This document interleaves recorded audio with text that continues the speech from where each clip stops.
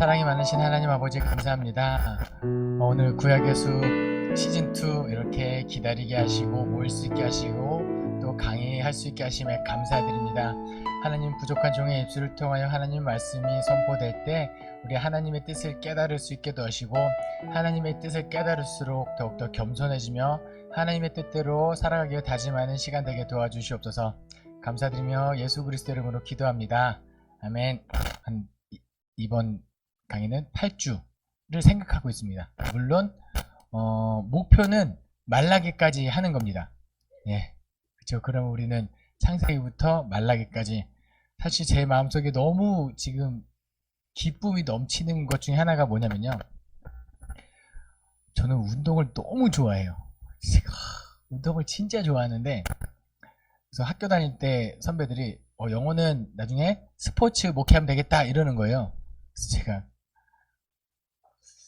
아무것도 없으면서 형, 저는 말씀과 기도 사역을 할 거예요. 스포츠 사역이 웬 말이에요. 스포츠는 그냥 취미죠 라고 이야기를 했거든요. 근데 실제로도 저는 운동은 철저하게 저의 취미고, 그것을 저희 목회에 접목해서 뭘 해보겠다는 생각은 해본 적은 없어요. 물론 제가 여기 청소년부 처음 와가지고 아이들이랑 축구하면서 엄청 친해졌고 제 사역에 도움이 많이 되긴 했지만, 철저하게 그냥 축구는 축구고 제 사역은 스포츠는 아니었거든요. 그리고 성경을 공부를 2년 열심히 신대원 들어가기 열심히 하는 과정 속에서 그래, 내가 목회 현장에 나가면 성경 공부를 어떻게든 제대로 한번 해보고 싶다라는 생각을 했었어요. 그래서 전에 있던 교회에서 청소년부들한테 교회 끝나면 남아가지고 성경 공부하자. 제가 성경을 혼자서 공부할 때는 왜 우리 전도사님은, 우리 목사님은 나한테 이걸 알려주지 않았지, 너무 안타깝다, 왜 알려주지 않았지, 이 생각을 했었는데, 직접 목회 현장에 가보니까 바쁘더라고요. 아이들도 바쁘고 저도 바쁘고 같이 시간 내고 하지만 제 안에는 이걸 성경을 한번 제대로 처음부터 끝까지 가르치고 싶은 그런 욕구가 있었는데, 지금 구약의 숲이 그걸 해주고 있는 거예요.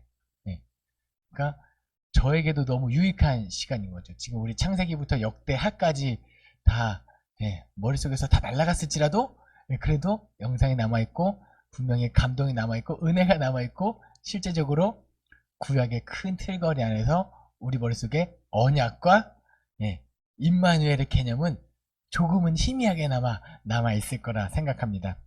그래서 목표는 에스라부터 말라기까지 제가 어떻게든 강의를 잘 준비하고, 제 능력, 내게 주시는 능력 주시는 자 안에서 최대한 풍성하게 말씀을 전해보도록 하겠습니다.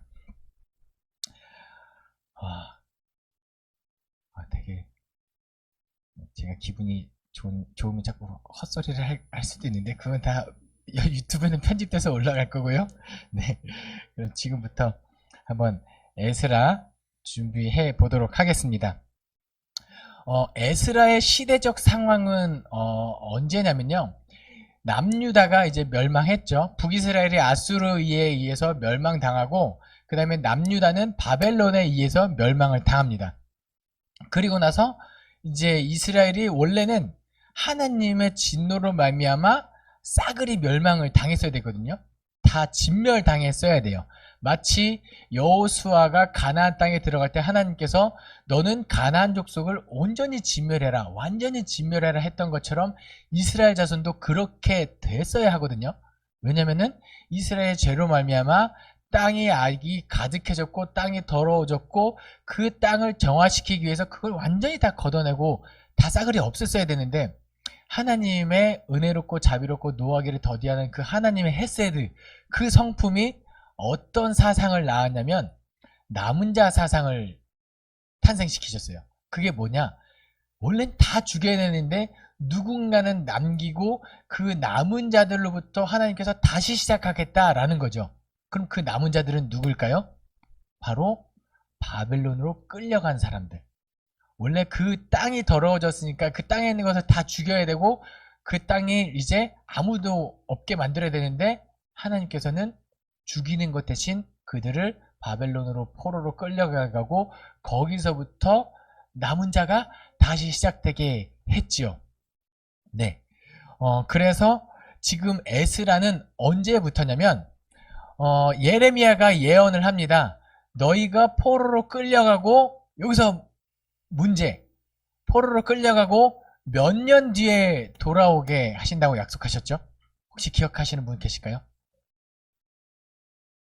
1번 2, 3년 이내에 2번 40년 3번 50년 7번 70년 네, 여기 70년입니다. 70년 만에 예, 그 성경에 그쵸? 이 숫자가 성경에서 좀 긍정적인 상징하는 숫자가 2 뭔가 1보다는 2 그리고 7 그 다음 10 12 이렇게 돼요.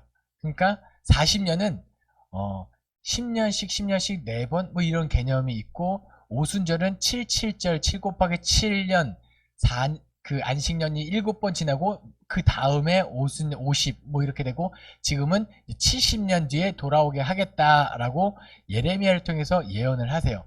그럼 이제 에스라 시대는 이제 그 포로 시절이 다 끝나고 바벨론 쪽에서 그 다음에 정권이 바뀌죠.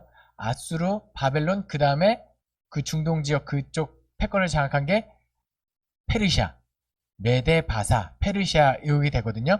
페르시아가 정권 그쪽을 중동 지역 패권을 장악한 다음에 비로소 그때 이스라엘 자손들이 돌아오게 돼요.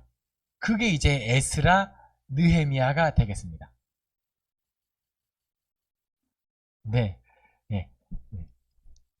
그래서 그러면은 에스라 느헤미야는 그 포로에서 이제 고레스 왕이 바사왕 고레스 왕이 돌아가라 이야기를 하고 그 이후의 시기를 적고 있으면 에스더는 언제냐? 포로 시절. 네, 포로에 아직 아니죠.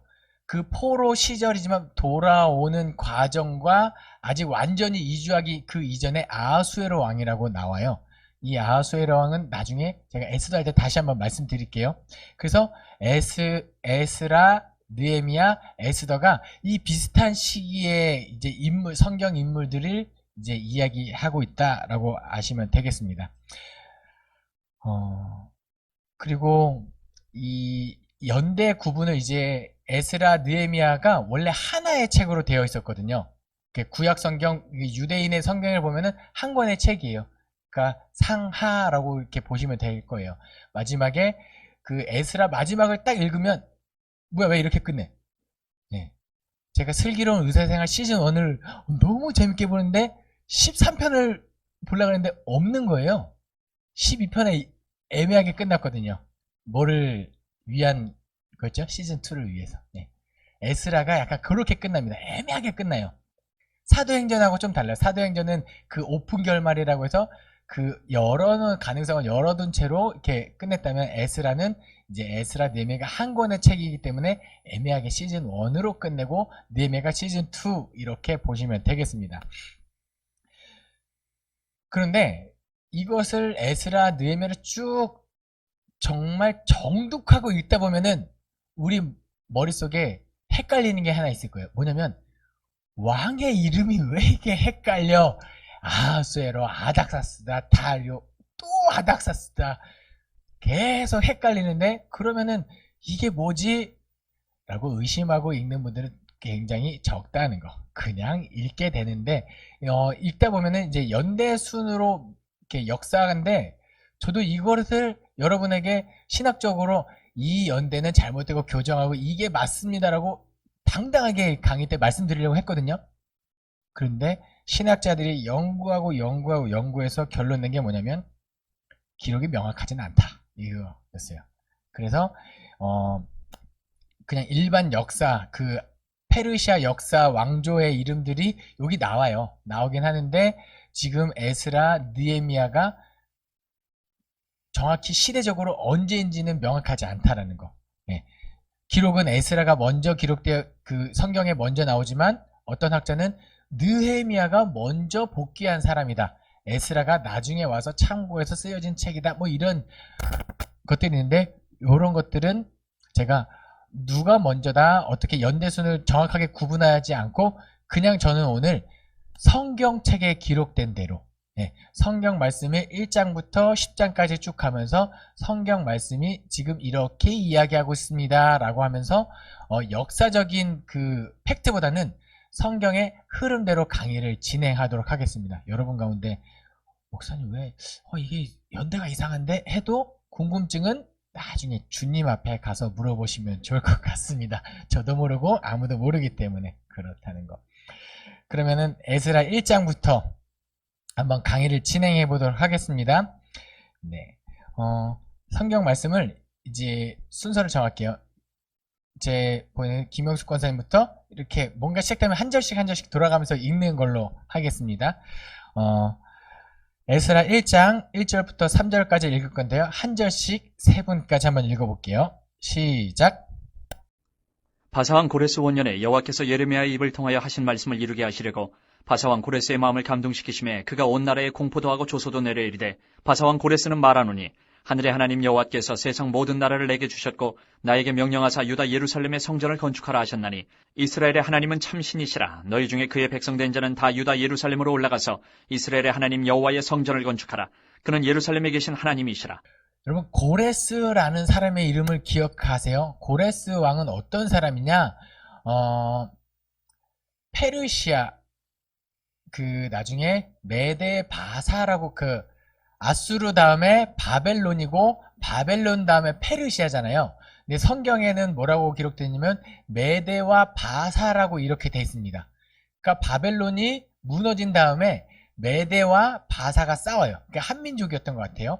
둘이 싸워가지고 결국은 메데 왕, 페르시 왕 고레스가 바사 왕 고레스가 메데를 다 점령하고 통일을 한 다음에 페르시아 왕조를 이제 시작한 사람이 고레스 왕입니다.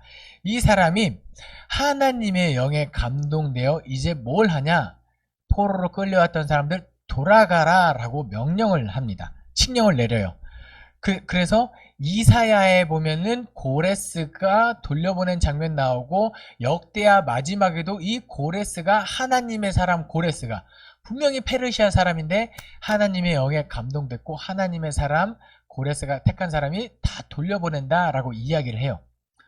참 신기하죠? 여기서 알 수 있는 건 뭐냐면 하나님께서는 이스라엘의 하나님 맞죠? 그런데 이스라엘만의 하나님은 아니라는 거. 온누리의 하나님이시고 온 세계를 통치하시는 하나님 이 개념이 되는 거예요. 그런데 여기서 재밌는 건 하나님께서 일을 하실 때 이제 고레스에게 어떻게 돌아가게 했을까요? 꿈에 나타나서 야 이스라엘 자손들을 돌려 보내라 이렇게 했을까요? 뭐 그랬을 수도 있겠죠. 그런데 아마도 고레스 왕이 나는 이 넓은 제국을 이렇게 다스려야겠다라고 계획했고 하나님께서는 그 계획을 사용하셨을 것 같아요. 자, 아수르, 바벨론 이 큰 제국들 그 앞에 제국들이 식민지를 다스렸을 때 정책은 뭐냐면 포로로 다 막 끌고 가고 막 이런 거예요. 데려가고. 그런데 이 고레스 왕이 이 넓은 제국을 다스리는 정책은 뭐냐면은 너네 민족들 너네 지역 가서 살아. 대신 세금 잘 내고 반기 들지 말고 우리가 어디랑 전쟁하러 다른 이민지랑 전쟁할 때 우리를 도와서 함께 싸워. 약간 이런 정책을 식민지 정책을 취해요. 그러니까 하나님께서는 그 마음을 이용하셔서 이제 어쩌면 그렇게 정책을 하나님께서 움직이셨을 수 있겠죠. 그렇게 해서 이제 이스라엘 백성들 고레스 왕 때 비로소 돌아갑니다. 근데 기억하세요. 몇 년 만에 돌아오는 거예요, 지금? 70년 만에 돌아오는 겁니다. 이제 고레스 왕의 칙령을 내리는데요. 바사왕 고레스는 말하노니 하늘의 하나님 여호와께서 세상 모든 나라를 내게 주셨고 감사합니다. 땡큐. 그 다음에 나에게 명령하사 유다 예루살렘의 성전을 건축하라 하셨으니 돌아가라 명령하고 두 번째가 성전을 건축하라 라고 명령을 합니다. 칙령을 내릴 때. 그리고 성전을 건축하라. 이는 이스라엘 하나님 여호와이고 예루살렘에 계신 하나님이다. 성전을 건축할 때 이것을 이야기합니다. 여러분에게 한번 물어볼게요. 이제 이스라엘 자손들은 죄악으로 말미암아 다 무너졌어요. 죄악으로 말미암아 모든 것이 무너지고 이제 회복하는 시점이에요. 가장 중요한 게 뭐다? 첫 번째는 돌아가는 거예요. 어디로? 하나님이 계신 곳, 하나님이 거하시는 곳, 예루살렘으로. 두 번째가 성전을 다시 세우는 것. 그게 고레스가 이야기한 거예요. 회복의 큰 시작은 뭐다? 돌아가는 것과 성전을 회복하는 것. 그것을 고레스 왕이 칙령을 내린다라는 겁니다. 2장으로 넘어가 볼게요. 2장에는요, 이걸 읽으면은 되게 지루한 내용이 나와요. 어떤 내용이 나오죠? 숫자, 명단, 이름. 모르겠어요. 저도 지금 이 장에 무슨 명단이 나오는지 모르겠습니다. 그런데 이 명단의 의미는 우리가 알고 넘어갔으면 좋겠어요. 명단의 의미는 무엇일까요? 구약의 숲에서 가장 중요한 개념을 두 개를 뽑으라면 언약과 임마누엘이에요. 하나님께서 생육하고 번성하여 땅에 충만하게 하겠다. 내가 그것을 생육을 약속했으니 내가 죄가 있어도 죽이지 않고 계속 대를 잇게 하겠다. 이것이 구원의 약속의 의미로서 언약은 굉장히 중요하다고 말씀드렸어요. 나중에 예레미야 때 새 언약이 나오고 새 언약의 중보자로 예수 그리스도께서 나오시는 것까지 언약은 너무 중요한 개념이고, 임마누엘 하나님께서 우리와 함께 하신다라는 이 개념이 너무 중요하다고 말씀드렸어요. 그래서 창세기에서 언약의 개념을 설명하면서 이 언약의 실제적인 증거로 뭘 말씀드렸냐면 족보를 말씀드렸습니다. 하나님께서 이걸 약속하셨고 실제적으로 족보를 그 대를 잇게 함으로 구원을 성취하셨다. 지금 포로의 명단도 이 족보와 동일한 의미를 가지고 있다라는 거예요. 70년입니다. 70년 동안 힘들게 지냈겠죠. 포로 생활 힘들게 했겠지만 여전히 하나님께서는 무엇을 기억하셨다? 내가 이 백성을 구원하겠다고 그 약속, 그 언약, 생육하고 번성하게 하겠고 70년 만에 내가 너희를 돌아오게 할 거야 라고 선포하셨던 그 하나님의 약속을 지금 이 2장에서 이야기하고 있는 거예요. 봐라, 내가 허투루 그냥 허튼 소리 한 게 아니다. 지금 이 사람들의 이름을 봐라. 얘도 돌아오고 쟤도 돌아오고 아무개도 돌아오면서 이 객관적이고 실제적으로 하나님의 구원의 약속이 이루어지는 것이 2장에 드러나고 있다는 거예요. 그러면은 이 말씀들이, 이 명단들이 이어지면은 그 명단이 어디까지 이어지죠? 이영호, 김영수, 김성희, 박소정, 최은영, 김연아, 권사님, 집사님들까지 이어지는 거예요. 네. 2장의 의미는 그렇게 보시면 돼요. 그쵸, 지루해요. 그냥 모르는 그냥 사람이지만 이 명단에 담긴 의미는 우리가 알 수 있었으면 좋겠습니다. 그리고 두 번째, 이 명단에서 뭔가 특이점이 하나 있거든요. 계속 사람들의 이름이 나옵니다. 누구 사람인데 뭔가 어떤 그룹이 형성되어 있거든요. 한번 찾아보시겠어요? 어떤 그룹, 어떤 특정 인물들, 특정 사람들이 나오는데 누구일까요? 그렇죠. 레위, 노래하는 자들, 문지기, 네, 다 어떤 사람들이냐? 성전에 관련된 사람이에요. 예배에 관련된 사람들이에요. 레위 사람들은 제사장 가문이죠. 제사장들이 다 레위에서 나옵니다. 하나님께 제사 드리고 죄를 속죄하고 예배 드리는 걸 다 누가 한다? 레위 사람이 하죠. 그리고 노래하는 자들, 찬양하는 자들, 아마 이 솔로몬 때, 다윗 때 하나님을 예배하기 위해서 노래하는 자들, 그 사람들을 세우는데 그 노래하는 그나마 있는 자들을 백성이 어느 곳에 먼저 머물러 살든지 언급합니다. 그곳 이 사람들이 문지기도 마땅히 은과 성전을 금과 그 밖에 지키고 이 물건과 짐승으로 노래하는 도와주고 자들과 그 같은 외에도 맥락의 예루살렘에 세울 사람들이거든요. 하나님의 성전을 위하여 그러니까 예물을 이 장에서 기쁘게 드릴 이야기하고 준비하였더라. 있는 것은 이에 뭐냐면 유다와 베냐민 족장들과 제사장들과 하나님께서 레위 사람들과 언약을 그 마음이 성취함과 하나님께 동시에 감동을 받고 예배를 올라가서 회복하고 예루살렘의 여호와의 성전을 성전을 건축하고자 하는 회복하겠다라는 자가 것이 다 지금 일어나니 이 장에 담겨 그 있는 사면 거예요. 사람들이 은그릇과 금과 물품들과 짐승과 보물로 이스라엘 돕고 그 외에도 예물을 기쁘게 드렸더라. 북이스라엘이 고레스 왕이 또 멸망하고 여호와의 성전 남유다가 그릇을 꺼내니 멸망하는데요. 이쪽에 느부갓네살이 북이스라엘이 예루살렘에서 옮겨다가 자기 멸망한 신들의 성당에 결정적인 두었던 이유는 것이라. 뭐냐면 바사왕 공의와 고레스가 정의가 총무주인 없어서 미드르다데게 멸망합니다. 명령하여 그 공의와 그릇들을 정의가 꺼내어 없는 것은 세워서 뭐냐면 유다 청독 나는 잘 스스바살에게 사는데 넘겨주니 소외되고 그 수는 헐벗고 금접시가 어려운 30개요 사람을 은접시가 돌보지 않는 2개요 너희는 칼이 29개요 공의와 정의가 금대접이 없다 30개요 해서 그보다 못한 그게 은대접이 400개요 결정적인 이유가 그 돼서 밖에 그릇이 북이스라엘 1000개이니 멸망이에요. 그 문그릇이 남유다는 왜 모두 멸망하냐? 5,400개라. 너희가 예루살렘에 와서 예배를 드리는데 스바살이 그 과연 그릇들을 너희가 다 정말 가지고 갔더라. 온전한 예배를 드리고 있는지 봐라. 너희가 먹고는 너희가 하나님께 제사 드린다고 가지고 온 그 재물들을 총독에게 바쳐봐라. 총독이 받겠냐? 그런데 너희는 지금 그걸 가지고 온다. 가증스러운 물건을 나에게 가지고 온다. 그럴 거면 예배하지 마라. 온전한 예배를 하지 않아서 남유다는 멸망해요. 이게 결정적인 이유예요. 물론 다른 죄도 많이 짓지만 그런데 지금 2장에서 이야기하는 게 뭐냐? 그 남유다가 멸망한 결정적인 이유였던 예배가 무너진 것을 이제 내가 회복하게 하겠다. 이 2장 명단에 이 내용이 다 담겨져 있는 거예요. 알고 보니까 뭔가 새롭죠. 네.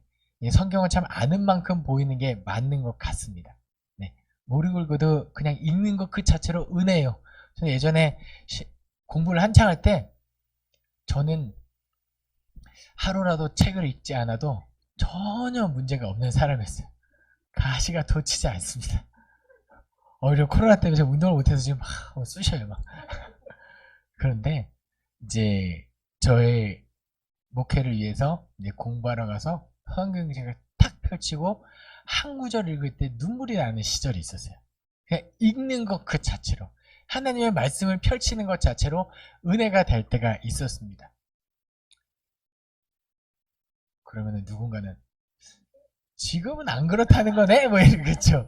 예, 한 20대 후반, 30대 초반에 공부할 때 제가 그랬어요. 예. 그래서 가끔은 그래 내가 은혜를 사모하는 마음이 약해졌나 다시 회복해야지. 저도 날마다 이런 하면서 어떤 자격이 있어서 뭐 앞에 서는 게 아니에요. 그냥 저도 똑같은 마음으로 하나님의 말씀을 대하고 있다라는 거. 어쨌든 중요한 건 2장에서 예배가 회복되는 것을 이야기하고 있다라는 겁니다. 그래서 여러분들이 네. 잠시만요. 제가 아까 그럴까요?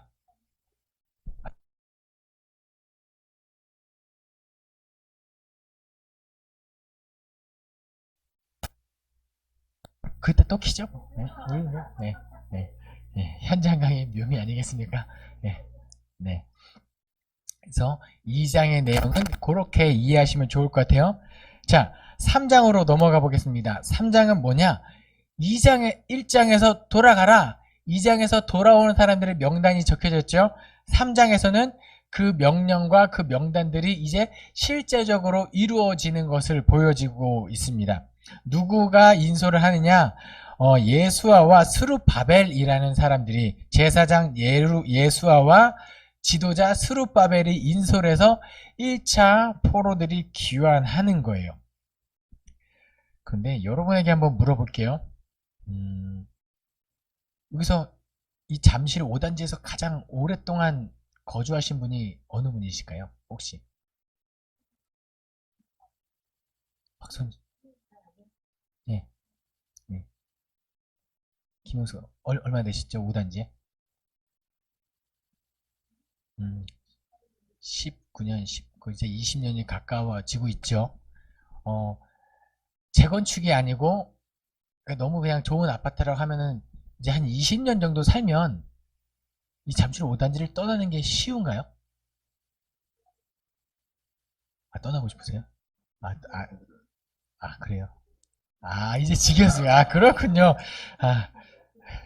자, 이거 제가 유튜브에서 편집하겠습니다. 이게 적절한 예가 아니에요. 우리 떠나기 싫습니다. 라고 대답을 했는데, 제가 이거 5단지를 어떻게 떠나요? 라고 해야 되는데, 네. 이렇게 그럼 다른 예시로 드릴게요. 추신수, 제가 너무 좋아하는 야구선수 추신수가 있습니다. 추신수 선수가 이제 미국으로 건너가서 메이저리그를 도전했잖아요. 그리고 거기서 결혼도 하고 거기서 아이를 낳고 추신수의 자식들은 다 미국에서 태어나고 미국 시민권자고 얼굴은 누가 봐도 한국 사람인데 그들의 정체성은 뭐죠? 아이들의 정체성은 미국 사람이에요. 네. 한국말을 할 수 있는지 없는지도 모르겠어요, 사실. 추신수가 어느 날 묻습니다. 아들아, 한국 가서 군대 갈래? 너무 싫을 것 같아요. 네. 왜죠? 나는 미국 사람인데, 나는 미국에서 태어났고 미국 사람인데, 나 왜 한국 사람의 법을 지키라고 그러고 한국 사람처럼 살라고 하는지 모르겠습니다. 라고 추신수의 아들은 분명히 싫다고 하지 않을까요? 그 개념으로 지금 3장의 내용을 한번 볼게요. 70년 만이에요. 70년 만에 돌아가라고 합니다. 예레미야를 통해서 하나님께서 뭐라고 말씀하시냐면 너희는 70년 만에 돌아올 거야. 그러니까 바벨론에서 집도 짓고 결혼도 하고 아이도 낳고 거기서 먹고 살아. 완전히 거기서 적응하고 뭐 어쩌면 이름도 바꾸면서 그렇게 완전 바벨론 사람처럼 살아. 라고 해서 너무 잘 적응하고 이제는 정권도 왕조도 바뀌었겠다. 뭐 바벨론에서 페르시아 바뀌고 막 이제 누가 노예인지 모를 만큼 이제 어느 정도 안정이 될 그 시점에 다 두고 떠나라고 이야기하고 있는 거예요. 어쩌면 아브라함에게 너는 너의 족속과 친척과 아비의 집을 떠나 내가 지시할 땅으로 가라라는 그 명령이 이 포로 그 바벨론에 있던 페르시아에 살고 있던 이스라엘 자손들에게 떨어진 하나님의 이야기일 수도 있어요. 이제는 돌아가. 와, 내가 여기 자리 다 잡아놨는데 권리금도 없이 다 떠나라고요? 그런데 어떻게 되죠? 하나님께서 명령하셨고 하나님의 약속대로 사람들이 다 돌아오기 시작하죠. 이게 1차 포로 기환. 그 다음에 나중에 에스라가 2차 포로 기환, 느헤미야 때 3차 포로 기환까지 해서 쭉 다 돌아옵니다. 얼마큼 돌아왔는지 모르겠지만 어쨌든 하나님의 약속, 하나님의 언약은 계속 이루어지는 것을 에스라, 느헤미야는 이야기하고 있다라는 거죠. 2장에서 뭔가 돌아오고 회복되는 장면이 구체적으로 쭉 기록되어 있거든요. 그래서 2장 전체는 한번 통독해 볼게요. 3장 전체. 네. 3장 전체는 통독해 보도록 하겠습니다. 아까 박소정 집사님까지 했으니까 1절, 2절, 3절, 4절, 5절, 6절까지 쭉 갈 건데요. 1절부터 6절까지 한번 읽고 7절부터 9절 읽고 10절, 11절 읽고 12절에서 13절 이렇게 4단락으로 끊어 읽겠습니다. 3장. 이스라엘 자손이 각자의 성읍에 살았더니 일곱째 달에 이르러 일제히 예루살렘에 모인지라. 요사닥의 아들 예수아와 그의 형제 제사장들과 스알데엘의 아들 스룹바벨과 그의 형제들이 다 일어나 이스라엘 하나님의 제단을 만들고 하나님의 사람 모세의 율법에 기록한 대로 번제를 그 위에서 드리려 할세. 무리가 모든 나라 백성을 두려워하여 제단을 그 터에 세우고 그 위에서 아침 저녁으로 여호와께 번제를 드리며 기록된 규례대로 초막절을 지켜 번제를 매일 정수대로 날마다 드리고 그 후에는 항상 드리는 번제와 초하루와 여호와의 모든 거룩한 절기의 번제와 사람이 여호와께 기쁘게 드리는 예물을 드리되 일곱째 달 초하루부터 비로소 여호와께 번제를 드렸으나 그때의 여호와의 성전지대는 미쳐 놓지 못한지라. 아멘. 네.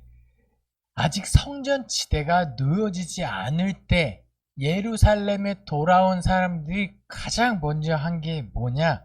모세의 율법에 기록한 대로 번제를 드리고 제사를 드립니다. 성전이 없어요.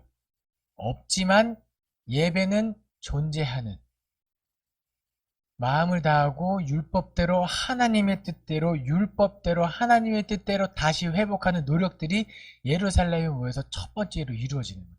저는 사실 그 에스라 3장 읽으면서 3장 준비하면서 이 시대에 우리에게 하는 하나님의 말씀인가? 성전이 없더라도 우리에게 있죠. 잠실 제일교회가 있어요. 하지만 모이지 못하더라도 우리는 하나님께 예배할 수 있어야 하는구나 라는 생각이 들었어요. 네.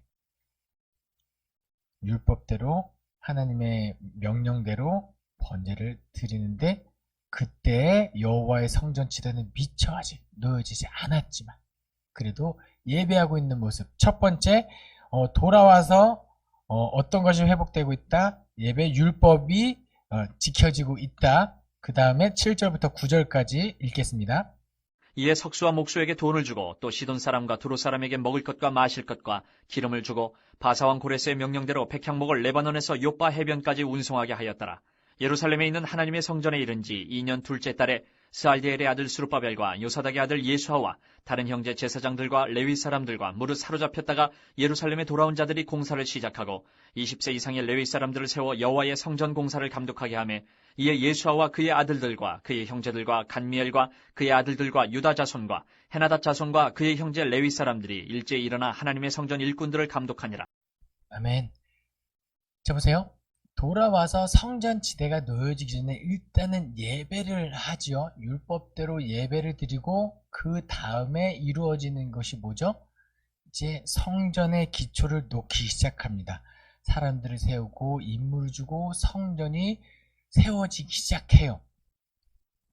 자, 코로나 시대에 우리의 예배가 무너졌고 우리의 성전이 무너졌고 뭔가 신앙이 흔들리는 것 같은 이 시대에 우리가 다시 세워져야 한다면 첫 번째가 돌아가는 거고 그 다음에 성전을 세우는 거죠. 자, 그러면은 여기서 구약의 숲 시즌 1의 문제를 한번 드리겠습니다. 하나님의 성전이 세워지기까지 제일 먼저 하나님께서 거하시던 곳이 어디였을까요? 모세. 하나님의 산. 무슨 산이요? 신의 산. 하나님의 산에 신의 산에 하나님이 임재하셨고 그 신의 산에 임재하시던 하나님이 어디로 그 다음에 옮겨지셨죠? 오셨죠? 장막, 성막. 이스라엘 자손들이 돌아다닐 때 내가 너희 가운데 함께 있겠다 해서 성막을 짓죠. 그 성막이 나중에 어디로 들어가죠? 다시 예루살렘 성전으로 들어가요. 그러니까 예루살렘 성전에 성막이 그대로 들어갔다고 보시면 돼요. 예. 성전이 세워졌죠. 그런데 이스라엘 자손들이 범죄하고 하나님의 심판으로 성전도 무너지고 에스겔서에 보면은 하나님께서 예루살렘에 계시다가 동쪽으로 떠나셨다. 동쪽 산으로 하나님의 영이 떠났다라고 표현하고 있어요. 그게 이스라엘 자손들에게 심판이에요. 내가 이제 더 이상 너희와 함께하지 않겠다. 나중에 회복할 때는 하나님이 그 동쪽으로 다시 들어오시거든요. 그런데 하나님이 거하시는 개념에서 성전이 그렇게 이루어졌죠. 시내산에서 성막으로, 성막에서 성전으로, 그리고 신약 시대에 와서 예수 그리스도의 보혈로 말미암아 휘장이 갈라지고 지성소로 들어갈 담력을 얻었나니 그때부터 성전은 뭐다? 그렇죠. 우리 몸.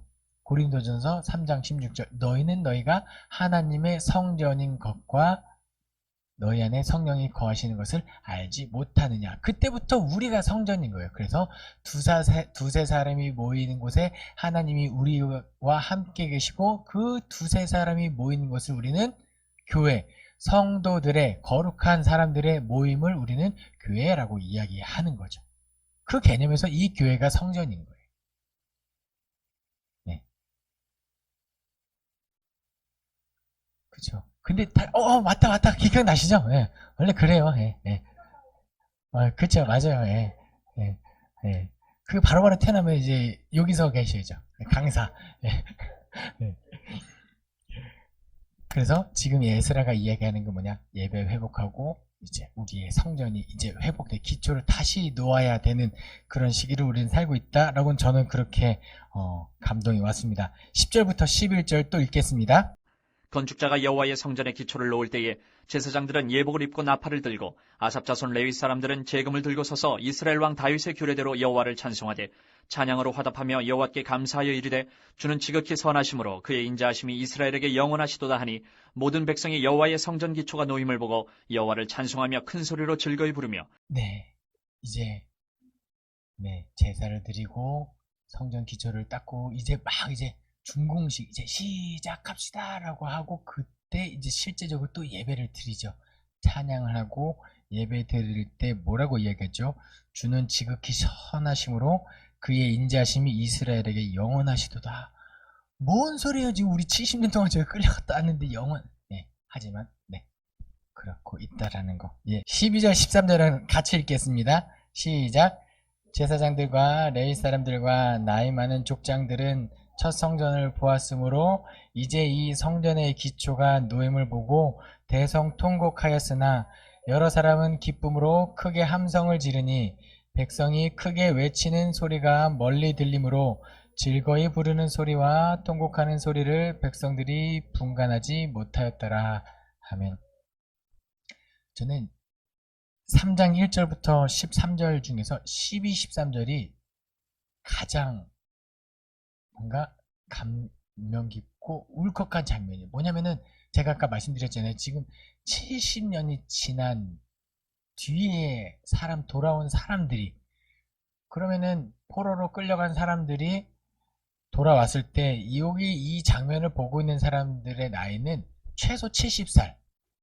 그쵸? 아니요, 최소 70살은 아니죠. 거기서 태어나서 온 사람들, 네, 네, 네. 네, 끌려갔던 사람들, 거기서 태어난 거 말고, 원래 여기서 살고 있다가 끌려간 사람들의 나이는 최소 70살. 그렇죠. 그렇죠. 예. 그러면은, 뭐, 80살, 90살, 근데 그때 수명이 그렇게 많지 않을 건데 여기서 가장 놀라운 기적은 뭐냐면, 그럼에도 불구하고 이 사람들이 울컥하고 있다는 거예요. 뭐냐면 70년 동안 거기에 끌려갔지만 이스라엘 민족, 하나님의 백성이라는 정체성을 아무도 잃어버리지 않았다는 거예요. 이게 사실 기적인 것 같아요. 누군가의 노력이 있었겠죠. 끌려갔지만 우리 엄마, 우리 아빠, 목사님, 전도사님, 누군가의 노력이 있어서 다음 세대의 신앙이 계속 전수된 거예요. 제가 사실 코로나 때 금요기도회 때 기도를 하잖아요. 눈물이 가장 많이 날 때가 언제냐면 다음 세대를 위해서 기도할 때예요. 우리는 코로나가 터지기 전에 이미 성전에서 예배했고 은혜의 경험들이 있어요. 그렇기 때문에 모이지 못해도 그래도 하나님은 이거야 라는 것을 우리는 알고 있는데, 사실 다음 세대의 아이들은 그게 뭐야 라고 할 수 있거든요. 아무리 설명해줘도 모르는 그 하나님의 은혜, 그 은혜의 경험이 없는 아이들이 그 은혜의 경험하기가 너무 힘든 시대가 됐어요. 그래서 제가 슬픈 건 그거예요. 다음 세대의 아이들이 과연 내가 가졌던 신앙을 그대로 전수받을 수 있을까? 우리의 신앙이 이어질 수 있을까 했을 때 그게 너무 슬퍼. 네. 네. 나중에 제가 금요기도하고 기도할 때 언제 눈물 흘리는지 보시면, 맞아요. 보시지 말고 그냥 기도하세요. 알겠죠? 그냥 그렇다는 것만 아시고 기도하시면 되고, 계속해서 우리 자녀들이, 우리 다음 세대들이 신앙의 우리 믿음의 정체성을 잃어버리지 않게. 네. 근데 저는 또 참 무책임한 목사일 수도 있겠지만 또 걱정은 또 하나님 몫으로 저는 갖고, 하나님께서 또 이 시대는 또 이 시대에 맞게 역사하실 거다. 그리고 그 역사가 이루어지는 걸 위해서 우리는 최선을 다해야겠다라는 생각이 듭니다. 자, 3장까지 해서 성전의 기초가 놓이고 사람들이 감격하고 와, 대박 눈물 흘리고 이제 성전이 탄탄대로 이제 지어지는 일만 남았네 하면 좋겠죠. 근데 4장으로 넘어가겠습니다. 4장 1절 말씀. 4장. 사로잡혔던 자들의 자손이 이스라엘 하나님 여호와의 성전을 건축한 다음을 유다와 베냐민의 대적이 듣고, 이제 사로잡혔던 사람들이 돌아와서 예루살렘에서 성전을 건축한다라는 얘기를 누가 들었다고요? 유다와 베냐민의 대적이 들었다라고 이야기를 합니다. 유다와 베냐민의 대적이 누구일까요? 유다 땅에 살고 있던 사람들이, 내가 고향에서 끌려갔다가 고향에 돌아오는데 우리 고향 사람들이 나를 이렇게 대적하고 있느냐? 네, 그건 아니고요. 일단은 유다와 베냐민의 대적이라는 말을 쓴 이유는 뭐냐면, 지금 포로로 끌려간 사람들이 누구냐면 남유다 사람들이에요. 북이스라엘 사람들은 아닙니다. 북이스라엘 사람들은 아수르에서 이미 다 없어졌고 남유다 사람들이 끌려갔어요. 근데 분열왕국 북이스라엘과 남유다로 나눠질 때 두 개의 지파가 밑에 남쪽에 남잖아요. 그게 유다와 베냐민이에요. 그래서 이렇게 유다와 베냐민의 대적들, 돌아온 사람들이 유다와 베냐민의 대적들인데, 그럼 우리는 끌려갔다 돌아온 사람들이고 남아있던 사람들은 누구냐라는 거죠. 네, 누구냐면 당시 아수르 그 위쪽 지대의 사람들, 바벨론까지 했었던 식민지 정책이 뭐냐면, 그래도 내가 잠실제일교에서는 그래도 영향력이 좀 있잖아요. 밖에 나가면 나가리죠. 밖에 나가면은 가만히 있습니다. 원래 저 목사님 저렇게 말이 없는 사람이었나 싶을 정도 조용히 있습니다. 다른 교회 가면. 왜냐? 괜히 막 그렇잖아요. 나댈 수 없잖아요, 제가. 물론 여기서도 그렇게 나대는 편은 아닙니다만,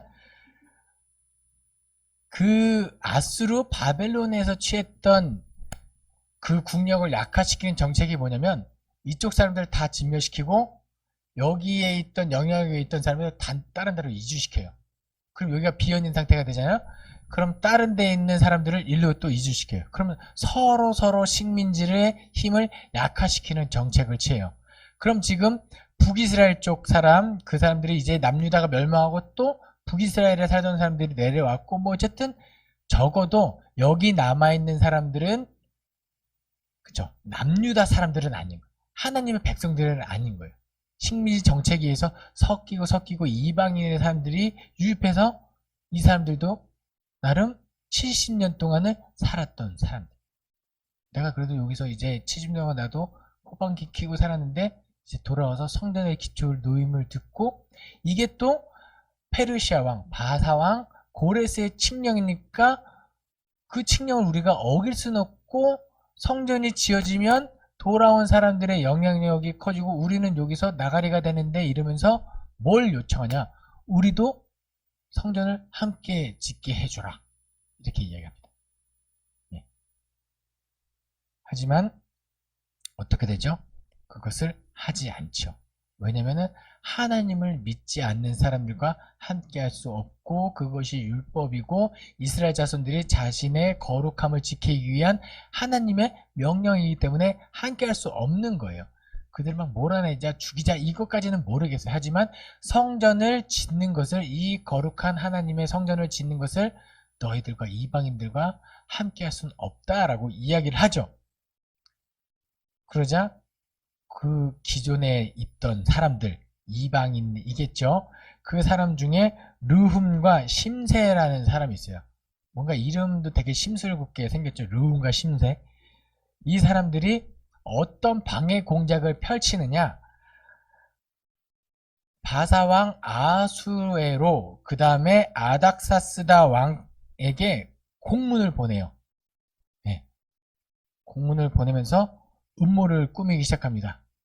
뭐라고 이야기하느냐? 12절 말씀을 함께 읽겠습니다. 시작. 왕에게 아뢰나이다. 당신에게서 우리에게로 올라온 유다 사람들이 예루살렘에 이르러 이 패역하고 악한 성읍을 건축하는데, 이미 그 기초를 수축하고 성곽을 건축하오니. 아멘.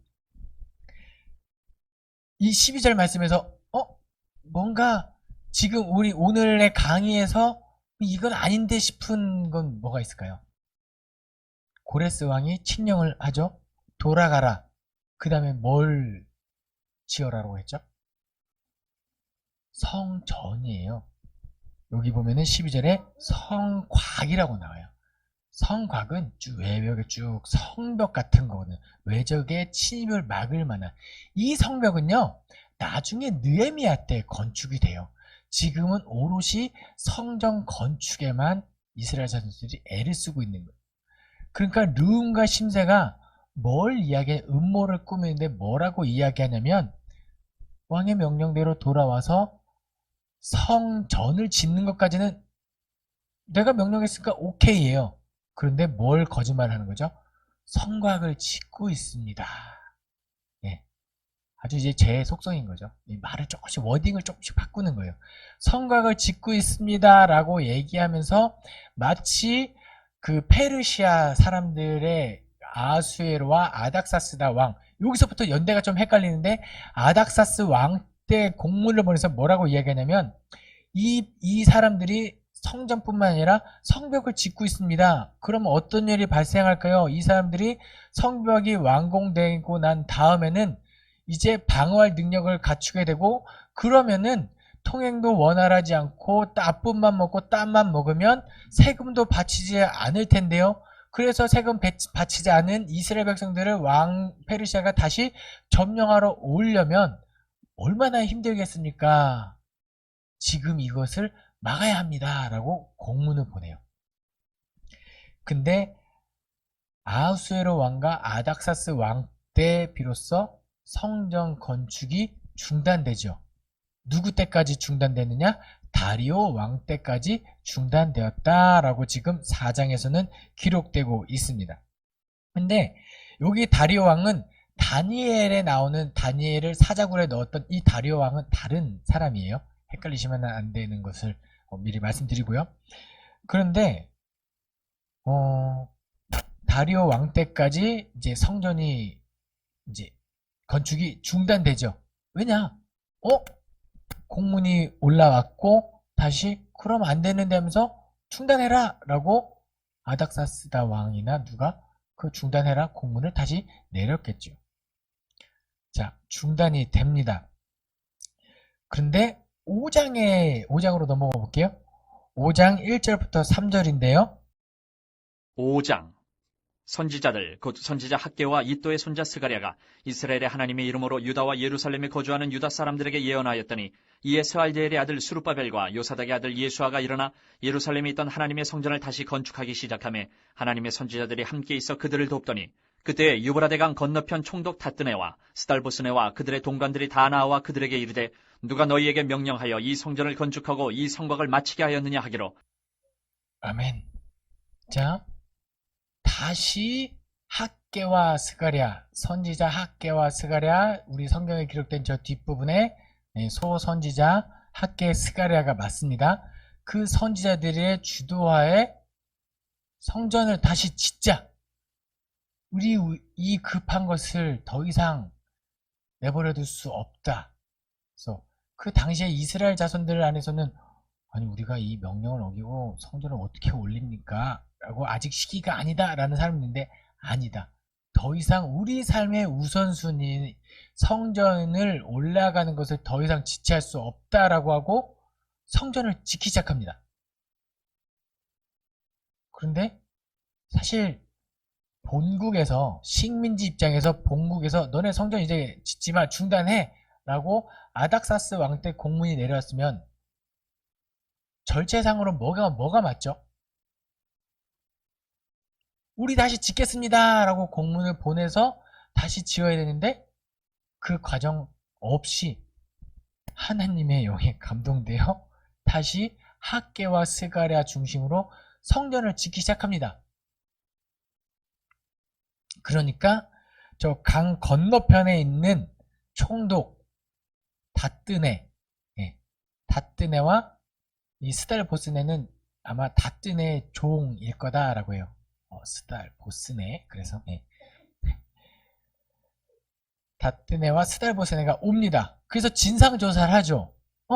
내가 알기로는 이게 성전, 이게 명령이 중단된 걸로 알고 있는데 너네 지금 누구 명령으로 지금 이 성전을 짓고 있냐? 누가 시켰냐? 누가 주동자냐? 라고 묻습니다. 진상조사를 하죠.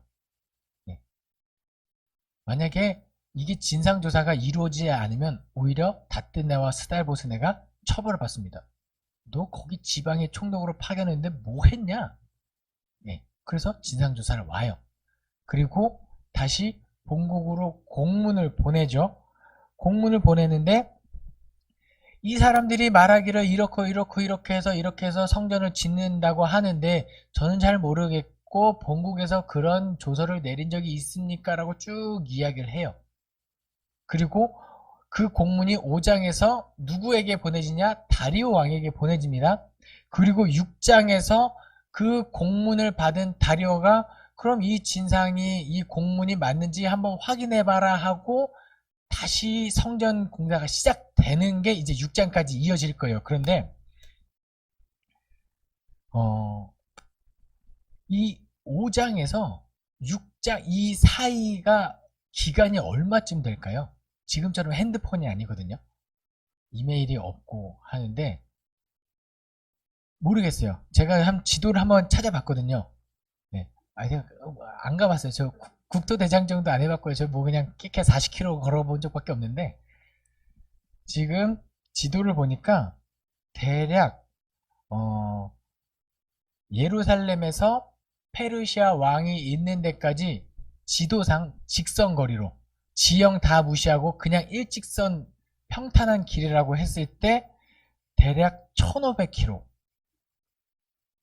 그러니까 그 공문이 갔다가 조사가 이루어지고 성전 다시 지어라고 올 때까지 왕복 3000km. 그건 안 나왔을지 모르겠어요. 네, 네, 네, 네. 그러니까 이 기간 동안에 5장에서 6장까지 이 사이의 기간 동안에 이스라엘의 심정, 성전을 짓고 있는 사람들의 마음을 한번 헤아려 보도록 해볼게요. 내가 이게 하나님의 뜻입니다 라고 성전을 다시 짓기 시작했어요. 그런데 우리를 관할하는 총독이 와서 아직 우리는 식민지 사람인데 와가지고 누가 지으라고 했어? 누가 주동자야? 하고 묻고 그 진상 규명하고 이게 올라갔어요. 근데 본국에서 무슨 이 패역한 말 안 듣는 다 처형시켜? 사실 이게 더 가능성이 높은 상황이거든요. 만약에 이게 진상이 다 해서 설득하고 우리가 성전 짓겠습니다. 제발 성전 짓게 해주세요. 라고 해도 짓게 해줄까 말까 이 상황 속에서 성전을 자기네 맘대로 짓기 시작했고 진상규명의 공문이 올라 다시 올 때까지 이 사람들이 우리가 잘못했어요. 내가 왜 그런지 모르겠어요. 내가 잠시 돌아나 봅니다. 이럴 수도 있는데 이 사회 기간 동안에 성전 공사는 아마도 계속 이루어지고 있었을 거다. 저는 그 생각이 들어요. 하나님의 영에 감동된 학개와 스가랴가 하자. 누가 뭐래도 이것은 하나님의 뜻이니까 하자. 그럼 하나님의 뜻은 무엇으로 분별할 수 있을까요? 이게 하나님의 뜻이었는지 아니었는지 무엇으로 분별할 수 있을까요? 그렇죠. 그래서 제가 구약예수에 여러분에게 예언을 했죠. 여러분들은 아주 성숙한 그리스도인이 되실 겁니다. 예언했어요. 저의 예언이 제 이영호 목사가 영험한지 아닌지는 뭐로 증명할 수 있다? 여러분들의 삶을 통해서 증명이 됩니다. 그런데 어쨌든 다리오 왕 때 비로소 다시 6장에서 허가를 내주는데요. 허가 내기 전에 그럼 왜 또 다리오 왕 때 이게 허가가 되었을까요? 하나님께서 어떻게 일하셨을까요? 이 페르시아가 큰 제국이잖아요. 그래서 왕권이 강하지가 않아요. 그래서 그 나라가 메대와 바사로 나누어진 게 권력이 하나로 통합되지 않았기 때문에 나누어진 거고 자기들끼리 서로 힘을 합쳐서 치고받고 싸우다가 결국은 바사가 이겼고 고레스가 이겼고 그 고레스 왕 때 통일이 된 거예요. 그런데 고레스의 왕권이 얼마나 강했을까요? 그렇게 강하지 않아요. 왜냐면 나를 도와준 그 세력들을 인정해 줘야 되거든요. 내가 왕이지만 세력들을 인정해 줘야 돼요. 그러니까 그 지방자치를 알아서 하게끔 그 지역세를 인정해 줘야 되거든요. 그러니까 아하수에로 아닥사스 때는 본국으로 얘네들이 뻘짓합니다. 이러면 세금 못 걷는데 이러면 안 돼. 못하게 해주세요. 라고 이렇게 공문이 올라간 거예요. 근데 다리오 왕 때 비로소 왕권이 강화돼. 페르시아의 왕권. 다리오가 이게 역사적으로 실제로도 다리오가 이 페르시아 전역에 영향력이 펼쳐지게 되는 거예요. 진상하는 공문이 올라왔는데 다리오가 이것은 우리 선대 왕 때 칙령이 내려졌고 그 칙령을 나는 할 거야. 이 밑에서 올라온 공문을 거절할 수 있는 힘이 있고 거절했을 때 왕권이 세워지고 하기 때문에 이게 지금 거절됐고, 그렇게 하나님은 일하기 시작했다는 역사의 주관자 하나님께서. 그래서 다리 왕 때 비로소 성전이 재건되는데요. 6장 말씀을 한번 다시 넘어가 볼게요. 6장 1절 2절 한번 읽어 보겠습니다. 6장. 이에 다리오 왕이 조서를 내려 문서 창고 곧 바벨론의 보물을 쌓아둔 보물 정각에서 조사하게 하여 메데도 앙메다 궁성에서 한 두루마리를 찾았으니 거기에 기록하였으되, 이거 굳이 찾아야 돼. 귀찮은데 그냥 못하게 해. 이렇게 할 수도 있어요. 아니면 맘대로 그냥 찾아 해. 해도 되는데 절차상으로 자기 궁전에 있는 거 찾고 찾아서 고레스 왕에 내렸던 그 칙령을 찾아요. 그리고 맞네? 그때 내려서 돌아가게 했고 성전을 지으라고 허락했네? 성벽 짓는 거 아니면 허락해 라고 지금 다리오 왕이 이야기하고 있는 겁니다. 그런데 재밌는 건 뭐냐면 성전 짓게 해 라고 그냥 알아서 해 라고 하면 되는데 어떤 조서를 써주냐면 첫 번째, 도와줘라. 네, 성전 짓는다고 하는데 너네 지방자치 너네들 그거 도와줘. 재료 달라고 하면 도와주고 재료도 주고 양식도 주고 지켜주고 돌봐주고 그 뒤에 내용이 그런 내용이에요. 네, 딱 훑어보셔도 그런 내용이 맞는 것 같죠. 네. 성전 짓는데 함부로 하지 말고 그리고 마지막에 이스라엘 백성들이 어떤 절기를 지켰다고 나오죠? 6월절. 저는 요거는 신학적으로 검증된 건 아니에요. 제가 주석이나 이렇게 찾은 건 아닌데 이 내용을 쭉 보면서 어떤 장면이 이렇게 그려졌냐면 출애굽기에서 이스라엘 자손들이 고통받다가 6월절이 임했을 때 그때는 뭐죠? 벽돌도 주지마, 먹을 것도 주지마, 아무것도 하지마, 포로 생활 이렇게 하던 그 시대에서 하나님이 해방 후 6월절 지켰다면 여기는 지금 회복하는 장면에서는 먹을 것도 줘, 재료도 줘 하면서 나중에 6월절까지 지키는 이 성경의 큰 그림 안에서 어떤 이게 연관성이 있는지는 그냥 제 머릿속에 기어져서 하나님께서 회복하신 또 이렇게 디테일하게 또 섬세하게 우리를 회복시켜 주시는구나 라는 생각이 한번 들었습니다. 그래서 어쨌든 다리오 왕 때 다시 조서가 내려왔고 언제? 다리오 왕 때 비로소 성전이 완공됐다라는 거예요. 고레스 왕 때 돌려보냈고 성전 짓고 이 모든 과정이 하고 비로소 중단도 됐지만 다리오 왕 2년에 비로소 성전이 완성되었다. 이게 에스라서의 첫 번째 큰 단락의 내용입니다. 그럼 7장에서 비로소 다시 에스라가 등장하죠. 7장에서 와서. 성경책의 제목은 에스라인데 에스라는 7장에 나와요. 네, 7장인데요. 7장 6절 말씀 제가 한번 읽을게요. 이 에스라가 바벨론에서 올라왔으니 그는 이스라엘의 하나님 여호와께서 주신 모세의 율법에 익숙한 학자로서 그의 하나님 여호와의 도우심을 입음으로 왕에게 구하는 것은 다 받는 자이더니 아멘. 어떤 사람이죠? 네. 뭔가 좀 힘 좀 있는 것 같죠. 왜냐면은 바벨론 왕, 페르시아 왕일 텐데, 네, 바벨론 지역에서 올라온 이 모세의 율법에 능통한 성경을 잘 아는 사람, 익숙한 학자, 그 도우심으로 말미암아 이제 왕에게 구하는 대로 얻을 수 있는 사람인 거예요. 사람의 심리는 그런데 보통 어떠냐면 내가 잘 살잖아요. 그럼 내가 더 잘 살고 싶은 욕구가 있어요.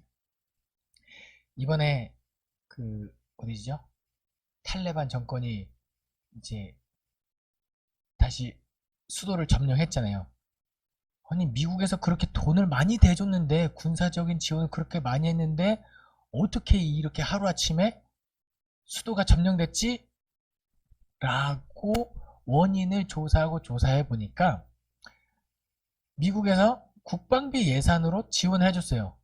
그럼 국방비는 뭐에 써야 되죠? 나라를 지키는 데 써야 돼요. 그런데 탈레반은 몇만이라고 했더라? 2만 명의 군 병력이 있다면 원래 정권은 4만 명이 있어야 되는데 뚜껑을 열어보니까 몇천 명밖에 없는 거예요. 그럼 국방비 예산 다 4만 명의 명목으로 다 누군가 다 자기 배를 불린 거예요. 에스라가 왕의 원하는 대로 다 준다? 비위 좀 맞추면서 우리 백성들 위해서 내가 뭐 좀 하겠습니다. 주십시오. 실질적으로 감사를 안 받으면 어디다 썼는지 누가 알겠어요. 근데 에스라는 어떤 사람이었더라? 그 힘을 가지고 뭐에 힘썼다? 백성들을 위하여 율법을 가르치고 하나님의 민족의 정체성을 유지할 수 있게 힘쓴 사람. 이렇게 영향력이 있고 율법에 바로 서 있고 힘 있는 사람이 뭐에 힘썼다? 이스라엘 민족의 정체성을 유지시키기 위해 힘썼다.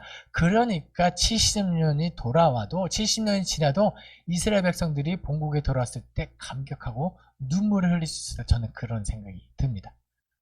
이 시대에 어떤 사람이 세워져야 할까요? 에스라 같은 사람이 세워져야죠. 특히 부모님들이. 성경 구약의 수업을 들으시는 분들 훌륭합니다. 하나님의 말씀을 알아가기 위해서 얼마나 이 특세 끝나고 제일 피곤할 때 나서 또 가정 안에서 영향력 있고 선하게 영향을 흘려보낼 수 있었으면 좋겠습니다.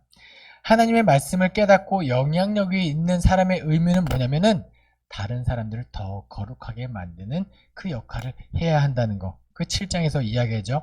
에스라가 돌아와서 사람들을 데리고 돌아와서 성전 완공을 더 원활하게 하고 더 깨끗하게 하고 율법을 통하여 백성들을 더 거룩하게 하는 그 역할을 감당합니다. 에스라는 그런 사람이었어요. 8장에 보면은 2차 기환 명단이 나오는데요. 1차 때 기원했고 2차, 3차까지 뭘 명단을 이렇게 다 기록하냐? 이건 뭐냐면 하나님의 구원의 역사는 계속 이루어진다. 끊임없이. 그리고 오늘 이 시대 2021년 9월 4일 현재도 하나님의 구원의 사역은 계속 이루어지고 있다라고 보시면 되고요. 역시 도드라지는 지파는 레위 지파, 예배의 회복 이런 게 됩니다. 신앙생활을 오래 하셨으면 이 설교는 한 번씩은 다 들어보셨을 거예요. 부흥의 시작은 어디부터일까요? 예배 회복의 시작은 어디부터일까요? 회개에서 시작되죠.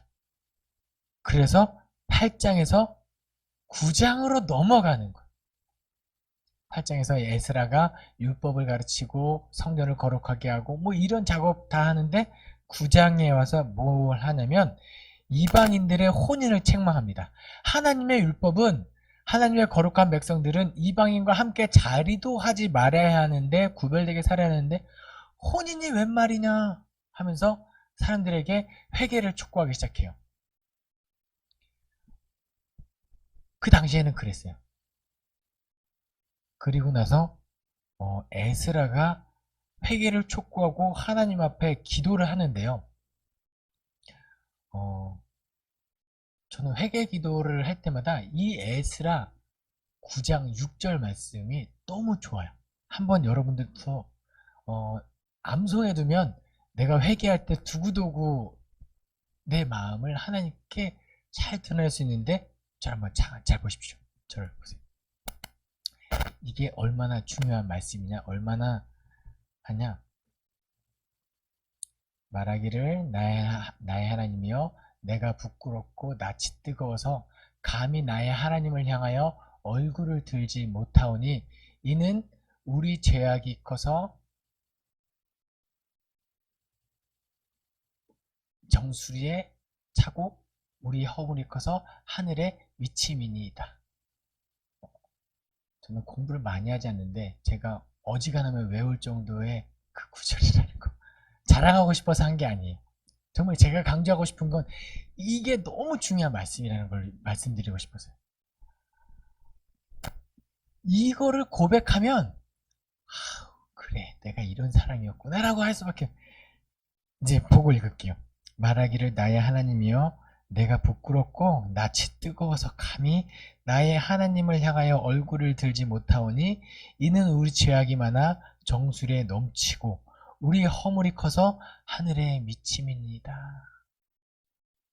이 구절을 한번 읽고 그 다음 하나님 내가 잘못했습니다 라고 하면 회개의 기도가 훨씬 풍성해지는 것을 우리는 경험할 수 있을 것 같아요.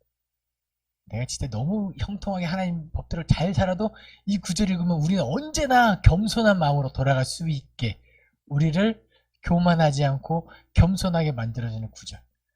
이렇게 회개를 선포하고 사람들과 함께 다시 종교개혁 회개하고 우리 다시 시작합시다 라고 하면서 에스라가 회개 기도를 하죠.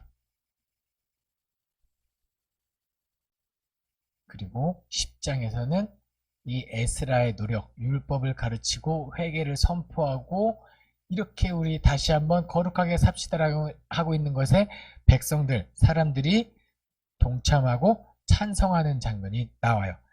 그리고 그 뒷부분에 또 명단이 나오네. 또 명단이 나와. 이 명단은 어떤 명단이냐면 예전에 거룩하지 못했고 이방인과 함께 했던 부끄러운 사람들의 명단이 쭉 나옵니다.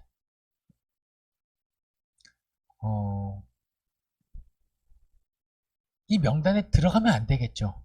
들어가면 안 돼요. 혹 명단에 우리 이름이 있어서 붙었다고 가정해 보겠습니다. 이 당시에 살고 있던 사람들, 내 이름이 저기에 걸렸다고 생각해 볼게요. 어떤 태도를 보였을까요? 아씨, 아우, 내 이름 빼야죠. 아씨, 왜 이러지 않았을까요? 쟤도 그랬는데. 네, 우리가 하나님의 혹시 걸리면 안 되겠지만 혹 걸려서 하나님이 우리 앞에 너가 죄를 지었어 라고 하면은 그 앞에서 무릎을 꿇었으면 좋겠습니다. 명단이 걸리면 내 죄가 드러난다면 내 죄를 감추기 위하여 나는 안 했어요, 쟤도 했어요 라고 하는 것이 아니라 내가 지금 들킨 게 감사하구나, 내 죄가 더 커지지 않도록 나의 죄를 드러내 주신 하나님께 감사합니다라고 하고 빨리 하나님께 무릎 꿇고 겸손하게 기도하는 우리가 되었으면 좋겠다 하는 이 생각이 듭니다. 그래서 에스라 1장부터 쭉 10장까지 전체적으로 요약을 한번 드리면 첫 번째는 돌아가라입니다. 돌아가라. 너희가 어디서? 너희가 있을 곳은 바벨론, 페르시아냐. 어디다? 하나님이 거하시는 곳 예루살렘 성전으로 돌아가라.